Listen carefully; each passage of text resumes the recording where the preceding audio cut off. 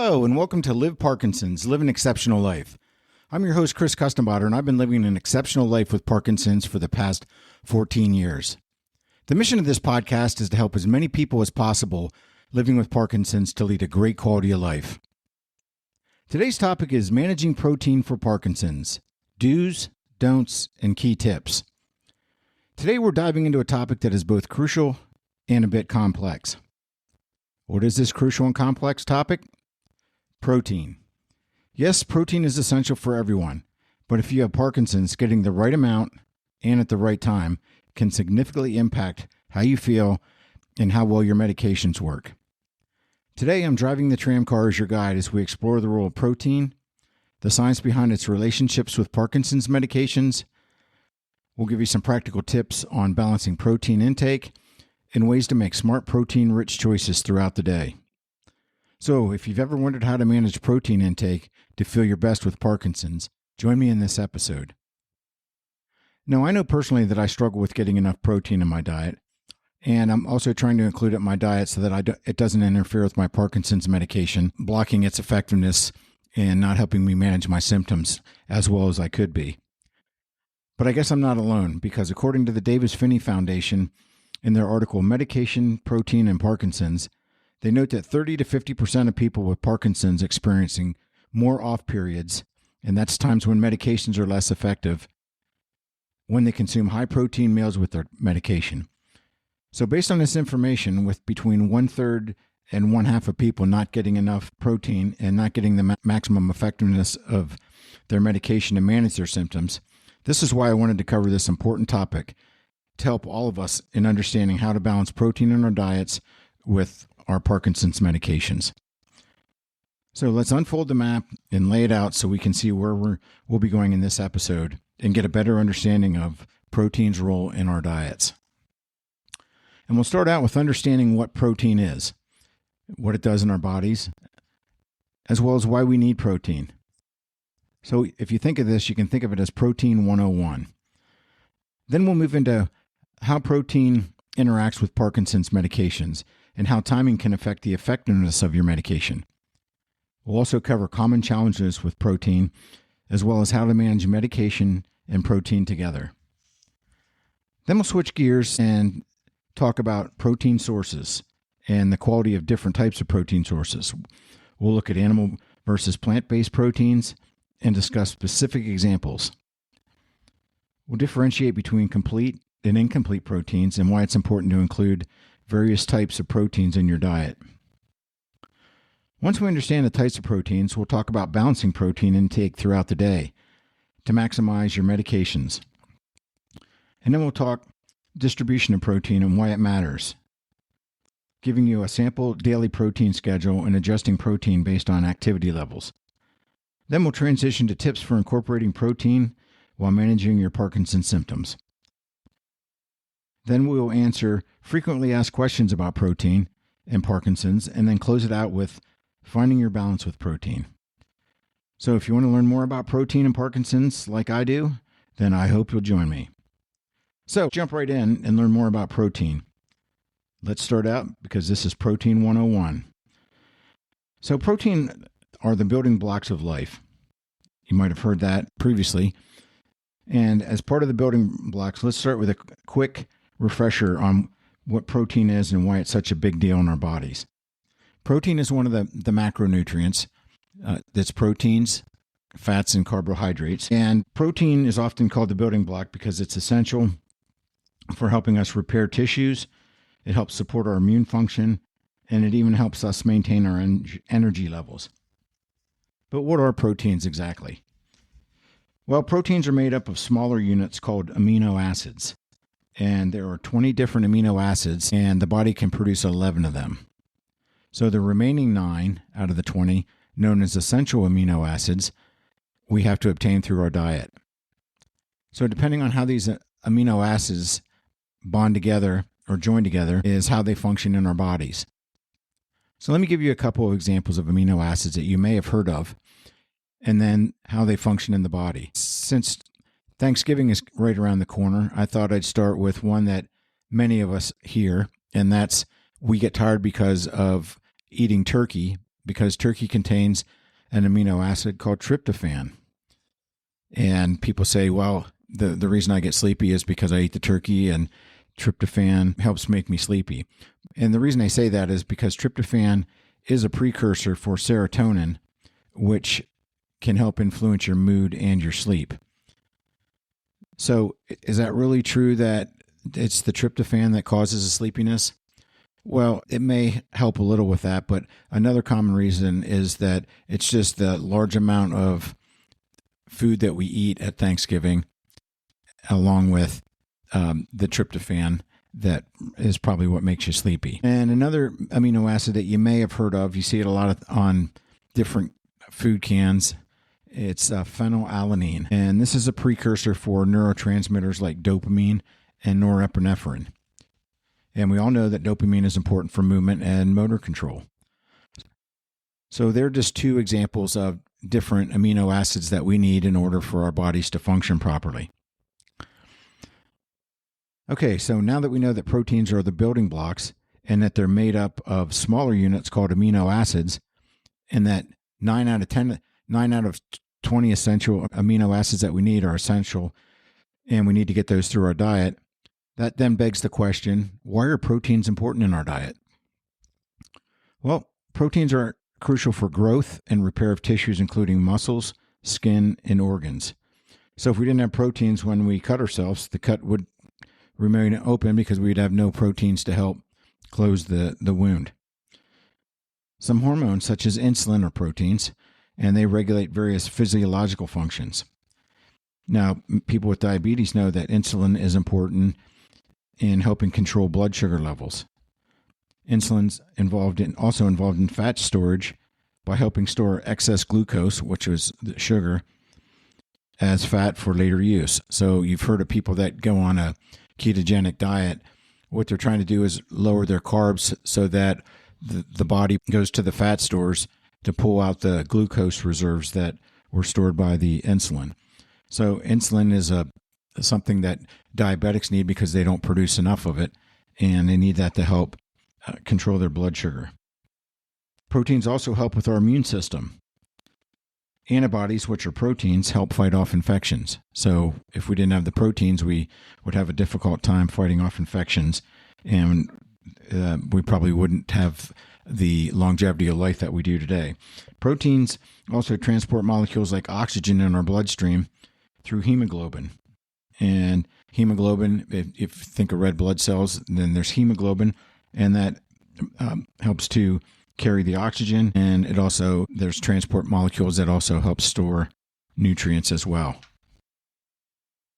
Okay, now that we know what proteins are and why they're important in our diet, why is protein important for people with Parkinson's?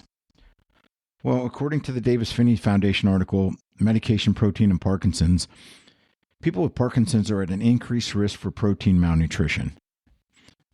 I did not know that, but that was interesting. The article says that not eating enough foods that contain protein is associated with slower wound healing, increased potential for falls, and greater risk of getting sick. They note that because seniors absorb protein differently, it's best to spread out protein throughout the day. And you may be thinking, well, that's great, but how much protein do I need every day? Well, that's a good question. The Davis-Finney Foundation article also states that for optimal health, you need 0.5 gram of protein per pound of body weight every day. So what does that mean? So if, for instance, I weighed 200 pounds, I would need 100 grams of protein every day. So just take whatever your weight is and divide it in half, and that's what the number of grams of protein that you would need. Now, there's some differences in the literature that I did want to point out. That this article said 0.5 gram. I've also seen where it says in a number of places 0.8 grams of protein per pound of body weight. So it's always important to ask your healthcare professional how much protein you need, and they'll help you calculate it based on the recommendations that meet your specific needs. Now, we know how much we need based on our body weight, but as we age, we're less efficient at processing protein. So again, we want to spread that out throughout the day to help absorb the absorption of protein. Now, my personal daily intake is about 135 grams of protein. So what I would try to do is eat 45 grams of protein if I was just eating 3 meals a day, because I would take the 135 grams and divide it by 3. And that tells me that, well, I should try to get around 45 grams of protein if I'm only eating 3 meals a day. But if I want to spread it out throughout the day, maybe what I'll do is eat 30 grams of protein for breakfast and then have a snack that has 15 grams of protein, and do that as well to help balance out and spread the protein intake throughout the day. Now, the reason I'm not jumping right into the different, that was one of the reasons I didn't want to dive right into the different types of protein. So it might be okay if it's great that I learned about protein and why protein is good for me, but I've heard many proteins interfere with my medication. Now, is this true? Absolutely. That's what I wanted to explore next. Then we'll circle back and look at protein sources and balancing protein intake throughout the day and tips for incorporating protein. So that's one question that you hear a lot of people ask either online or at the doctor's office is that I heard it blocks the effectiveness of my medication, so I don't really want to eat a lot of protein. And you need the protein in order to help maintain your body functions. So how do we do that? I thought it was important to understand how protein can affect the absorption and effectiveness of your medication. So let's look at how protein interacts with Parkinson's medications. Now, here's where things get a little complicated. Many people with Parkinson's commonly take a medication called Levodopa, and Levodopa is converted into dopamine in the brain to help control movement. But here's the thing. Levodopa is absorbed in the small intestine, and so are the amino acids from the protein that you eat. So this means that levodopa is going to have to compete with protein to get absorbed, and it's the protein that often wins. So the protein often gets absorbed first, and as a result, taking levodopa too close to a high protein meal may reduce its effectiveness, leading to more off times. And that's the reason, because your small intestine is going to absorb the proteins before it's going to absorb the levodopa. And that's where your tremors and stiffness can resurface. Now, in the study, Dietary Approaches to Improve Efficacy and Control Side Effects of Levodopa Therapy in Parkinson's Disease, they did a systematic review. They looked at multiple studies assessing the influence of dietary protein on levodopa therapy by prescribing diets with different amounts of protein. The authors concluded that, based on a review of these studies, that high amounts of protein interfere with levodopa therapy. And there was a study published in Movement Disorders that journal found that high protein diet can decrease the effectiveness of levodopa by delaying or reducing its absorption. So it's for this reason that many neurologists, movement disorder specialists, and dietitians recommend protein timing and taking your medications not around high protein meals. So there's often a strategy that some people use. It's called protein redistribution. And this strategy involves saving most of your protein intake for the evening meal when the effectiveness of your medication is less critical, because maybe you're not as active after dinner. You're sitting around more, maybe watching TV or reading or doing something on the computer. And so because you're not up and around as much, if you eat more of your proteins in the evening and some of the effectiveness is blocked, it's not as crucial as earlier in the day. So that is called protein redistribution, and but there's other ways as well to manage your protein, just by eating smaller amounts of protein away from when you're taking your medications. Now, for instance, you could have a protein light breakfast and lunch, and then a higher protein dinner would be another way to do it. And by doing the protein redistribution, as well as taking your protein when it's not within 2 hours of medication, people feel like that helps them manage their symptoms, and they get the optimal benefit during the day when they need it most. Now, I did want to stress again that with nutrition, you always review your nutrition plan and your protein consumption with your healthcare professional. That way it ensures that you meet your specific health needs in terms of how much protein you need, as well as that you're eating a good rounded diet to get all the essential nutrients and micronutrients that you need. Okay, now that we understand how protein intake can affect our medication's effectiveness, let's look at some protein sources and some of the quality of protein sources, because not all protein sources are equal. Now, there's two types. There's animal-based proteins and plant-based proteins. Let's look at animal-based proteins first, including the types, what benefits they provide, and the recommended intake. Now, first, animal-based proteins are generally referred to as complete proteins because they generally contain all the essential amino acids that your body needs. So those were those nine essential amino acids that your body can't make. So animal-based proteins can, because they're generally considered complete proteins, can give you those essential amino acids. All right, so what are animal-based proteins? So when you're standing in the grocery store, how do I know what to choose? So what I want to do is give you a list of some animal-based proteins and how much protein you get per serving, and also talk about suggested serving sizes and provide a few comments on each of the proteins. And what I'll try to do is put these charts on my website so that you can just go liveparkinsons.com and just go and refer to them or print it off. But let's start out with chicken. Chicken gives you 31 grams of protein in a 3.5 ounce or 100 gram serving size. It's recommended to try to eat 1 to 2 servings of chicken per day. And one of the benefits of chicken, it's a lean protein that's easy to digest.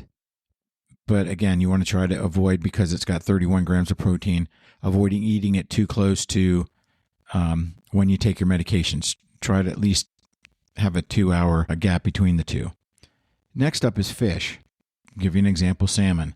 22 grams of protein in a 3 ounce or 85 gram serving size. Again, you can eat once or twice, 1 to 2 servings per day. Now, the nice thing about fish, especially salmon, is it's rich in omega-3 fatty acids, and that may help support brain health. And the nice thing about salmon, it's beneficial for you can lunch or dinner. And so that's a really good source of protein as well. Next up is eggs. Eggs give you 6 grams of protein in 1 large egg, and 1 to 2 servings per day is the recommended serving size or serving. And then it's a highly digestible protein, and it's a versatile option that's good for breakfast or lunch. And especially you can combine it with veggies. You can make an omelet with spinach and onions and mushrooms, tomatoes, all the veggies. So that's one of the benefits of eggs. It's a good source of protein. Plus, it's convenient. You can hard boil some eggs and take them with you on the go as well to get your protein. Next up is Greek yogurt. Greek yogurt gives you 10 grams of protein in a 5.3 ounce serving, which is 150 grams, and the recommended serving is 1 to 2 per day. And Greek yogurt is the benefit that it provides. It's high in probiotics for gut health, which may benefit digestion. And it can be an easy snack or breakfast protein. And again, it's something that's convenient and portable, and you can take it with you on the go. All right, next up is in poultry again. It's turkey. Turkey gives you 26 grams of protein in 3.5 ounces or 100 grams, and 1 serving is the recommended. Lean protein, it's a lean protein similar to chicken, suitable for lunch or dinner. And the same thing, because it's high in protein, it's best avoided around mealtime. Next up is low-fat cottage cheese, which gives you 14 grams in a half a cup, and you can 1 to 2 servings per day would be recommended. Now, the nice thing about low-fat cottage cheese is it's high in calcium and low fat. It's a good snack, but again, watch it around mealtime because of the high protein. It could block the effectiveness of your medication. Next up is lean beef, which is, for instance, sirloin. That's going to give you 25 grams of protein in 3.5 ounces. Recommended 1 serving a day. and it's going to give you some essential vitamins like B12 and iron. And it's best consumed at dinner because it helps to avoid interactions with your medications. All right, next up is milk, which is 8 grams of protein in 1 cup or 240 milliliters, and 1 to 2 servings a day is the recommended. And milk is going to give you calcium and vitamin D, which you can. And the nice thing is it's versatile. You can use it in smoothies. Just drink it as a snack. You put it on cereal, and just again watch the timing with the medications. And then finally is tuna. Tuna gives you, especially canned tuna, is going to give you 20 grams in a 3.5 ounce serving, which is 85 grams. And the nice thing about tuna, it's a great protein source with healthy fats, and it's ideal for lunch or dinner. Just avoid taking it too close to eating to help, again, with the medication absorption. So here's a few suggestions or guidelines for consuming animal-based proteins. First thing you want to think about is meal timing. With animal-based proteins, a number of those were pretty high in protein, so you want to try spreading those out throughout the day and keeping them, because they're high protein, you want to keep those away from too close to medication, so ideally about 1 to 2 hours. Animal-based proteins, you want to choose ones that are easily digestible, like fish, eggs, and yogurt, especially if you're dealing with slow digestion, which is a common Parkinson symptom. Now, you want to avoid excessive fat intake alongside with your protein because it may further slow the digestion down. Okay, so that's animal-based proteins. Now let's look at plant-based proteins. Now, these are generally called incomplete proteins, meaning you need to combine them to get a full range of amino acids. So, for instance, you might want to combine rice and beans.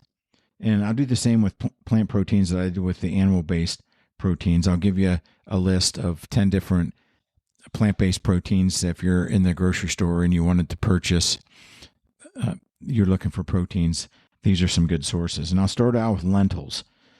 Lentils are going to give you 18 grams of protein in 1 cup of cooked lentils. Again, 1 to 2 servings per day. Now, lentils are high in fiber, and that's important for your digestive health. But again, you want to avoid taking those too close to medication time.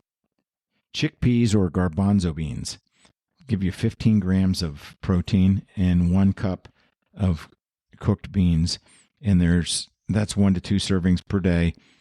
Now, it's considered a complete protein with all the essential amino acids, and it's a versatile grain option for any meal because it's beneficial in helping balance out your protein distribution. Next up is tofu. Tofu gives you 10 grams in a half a cup, and that's 1 to 2 servings per day. Now, honestly, I'm not a big fan of tofu myself, but that's the reason that we all have different tastes. So tofu is going to give you 10 grams. It's easily digestible, and it's rich in calcium. And soft tofu may be better tolerated if you're chewing or swallowing as a challenge. Next up is edamame or soybeans, and they give you 17 grams of protein in 1 cup of cooked edamame, and the recommended is 1 serving. It's high in fiber and vitamins, and you can eat it as a snack. You can buy the pods, and then you just pull the beans out, and then you can throw it in salads. And again, because it's pretty high in protein, watch it around when you take your medications. Next up is chia seeds, and they give you 5 grams in 2 teaspoons. Recommended is 1 serving per day. And they're rich in omega-3 fatty acids, are good for brain health. And I typically add them to smoothies, or you can put them on oatmeal for breakfast. And they're a good source, a good low interference protein source. And if you notice when you mix them with a liquid, they actually swell up and form a gel. Now, almonds is next up, and they give you 6 grams of protein in a 1 ounce serving, which is about 23 almonds. And again, almonds are high in fiber and vitamin E and healthy fats. But again, don't eat too many of those prior or too close to the meals. Next up in the bean category is black beans. Black beans give you 15 grams of protein in 1 cup of cooked black beans. 1 serving per day is the recommended, and the black beans are rich in fiber and high in protein. And you can consider those for both lunch and dinner. Now batting is peanut butter. Peanut butter gives you 8 grams of protein in 2 tablespoons. It's recommended that you get 1 serving per day, and it's a convenient source of protein and healthy fats. And then finally, for animal-based proteins, the next up is oats, and that's 6 grams of protein in 1 cup of cooked oats. Recommended as 1 serving per day, and they're high in fiber, and they're a good breakfast option. You can add, as I mentioned earlier, you could do chia seeds for if you want to get more protein, and they're recommended to really eat any time during the day. Now, some guidelines or considerations, again, to take into effect with animal-based proteins is digestibility and fiber content. Many plant-based proteins are high in fiber, which is beneficial for digestive health, but can cause discomfort if consumed in large amounts, and because it produces a lot of gas, and you might get cramps and things because of the gas buildup. So start with smaller portions, and gradually increase to allow your digestive system to adjust. And then the amino acid profile, because they're incomplete proteins, you want to combine different plant proteins like beans with grains. They can help create a complete amino acid profile by combining them. So quinoa, chia, and hemp seeds are complete proteins on their own and can easily be incorporated into your meals. All right, so now that we know what the good sources of animal-based and plant-based proteins are, but why is that important? Why do we really care if something's an animal or a plant-based protein? Now, remember I said animal-based proteins are generally considered complete proteins because they contain most of the essential amino acids you need, while the plant-based proteins were considered incomplete because they don't have all the essential amino acids. So for people with Parkinson's, the distinction is important because a balanced amino acid profile can support muscle strength and your overall energy levels. Now, according to an article in the Harvard T.H. Chan School of Public Health, they note that research shows that incorporating both animal and plant-based proteins can offer a wider range of nutrients. So as you're planning your meals, try to incorporate both animal and plant-based proteins into your eating plan to ensure you're getting all of the proper nutrients and amino acids to help you maintain your muscle strength.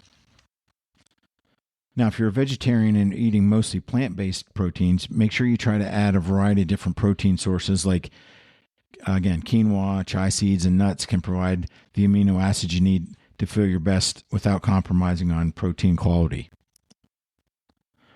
All right, now that's a lot of information on protein, so let's switch gears and talk a little bit about protein timing. Studies show that evenly distributing protein throughout the day can help with muscle protein synthesis, and that's just a fancy way of saying it helps maintain muscle health.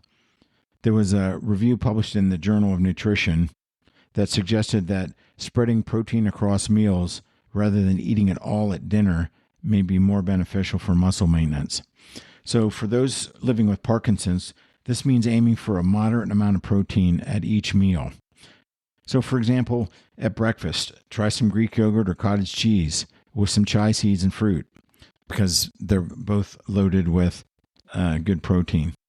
At lunchtime, include a lean protein like chicken or fish, and you can add that to a salad. And at dinner time, have some lean beef like sirloin, or you can have salmon with quinoa and beans. That's a good way to get your proteins and balance out different types of proteins. So by balancing protein intake, you can provide your muscles with proteins they need throughout the day while potentially avoiding interference with your Parkinson's medications. All right, now that we understand the importance of protein timing, let's provide some practical tips for incorporating protein while managing Parkinson's symptoms, or at least trying to keep them in check. Tip number 1, focus on easily digestible protein sources. Again, eggs, yogurt, cottage cheese, soft cooked fish, they're all often easier on the stomach especially for people dealing with slow digestion, which can, again, be a common symptom in Parkinson's. And some of those, the nice thing is they're convenient as well. You can take them with you as a snack. Tip number 2, portable snacks are your friend. Protein-rich snacks like nuts, hard-boiled eggs, or small pieces of cheese can be helpful when you're on the go. Just try to keep them small to avoid having too much protein at once, which might interfere with your Parkinson's medication. Tip number 3. Also, one quick note on protein and digestion. Remember to stay hydrated and add fiber-rich foods because constipation is common in Parkinson's. So that's tip number 3, is to pick proteins that are going to have a lot of fiber and are loaded with water to help keep you hydrated as well. Because of constipation being one of the big problems in Parkinson's, it's worse if you're not getting enough fiber and water. So if you aim for fiber-rich sides like fruits, vegetables, and whole grains, foods with each meal, that's going to help you to make sure that you're getting your protein as well as fiber and helping to combat constipation. All right, now before we move into our next segment, I wanted to share with you an offer from Audible.com. Now, if you're not familiar with Audible, they're your one-stop source for audio entertainment. They offer an incredible selection of audiobooks across every genre, from bestsellers to new releases, celebrity memoirs, motivation, health and wellness, business, and more. Their Audible app makes it easy to listen anytime, anywhere, whether you're traveling, cooking dinner, relaxing on the beach, or just going for a walk.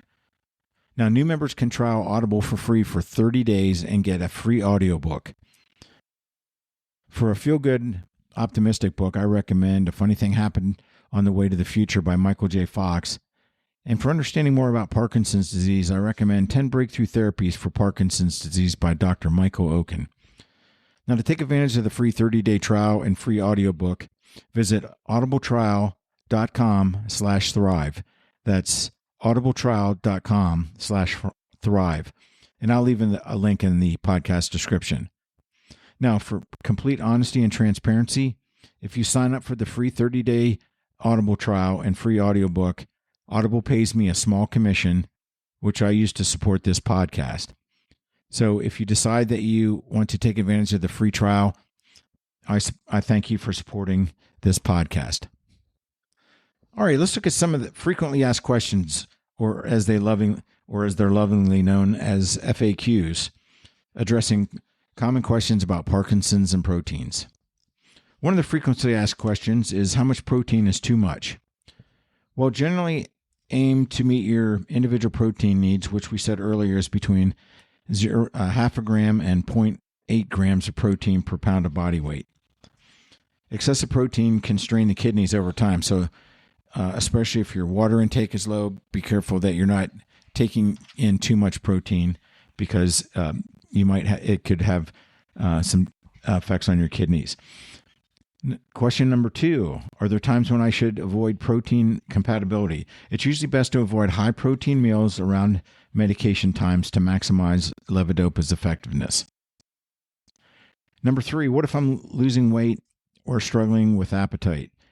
Well, in this case, focus on nutrient-dense, easy-to-eat protein options like smoothies or soft proteins like eggs, cottage cheese, or yogurt.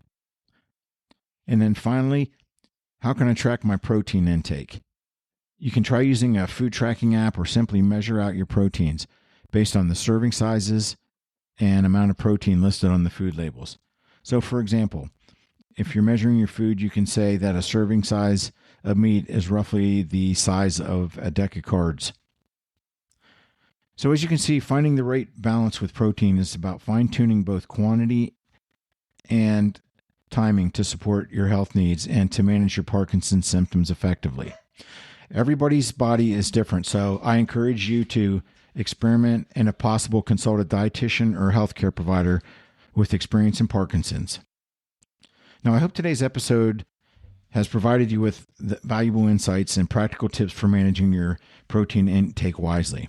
Remember, when the right approach you can enjoy all the benefits of protein without letting it interfere during your meals and interfere with your Parkinson's journey, because it's going to help you better manage your Parkinson's symptoms. And I want to thank you for tuning into today's episode. And if you found it helpful, consider sharing it with someone who might benefit. You can find the references and table on the types of protein in the product description. Again, what I'll probably do is put that on my website to make it easier, because that way people can go and actually pull it off the website and print it if they would like. Now, I'd love to hear your feedback. So before we close, if you haven't already, please visit liveparkinsons.com and subscribe to the free monthly newsletter, which is packed full of information to help you live your best life with Parkinson's. You can also get a free copy of 9 balance exercises to improve balance with Parkinson's. And there's a lot of other free resources like the Parkinson's medication and symptom tracker to help you prepare for your doctor visits. Now, if you feel like I'm providing information and data that is beneficial, please consider supporting the podcast and website by visiting my Ko-fi page and buying a cup of coffee. As always, thank you very much for listening to today's podcast, and remember to share your talents with others to help both you and other people on your Parkinson's journey. I hope you have a spectacular day, and I hope to see you on future podcasts. Thanks again, and see you soon.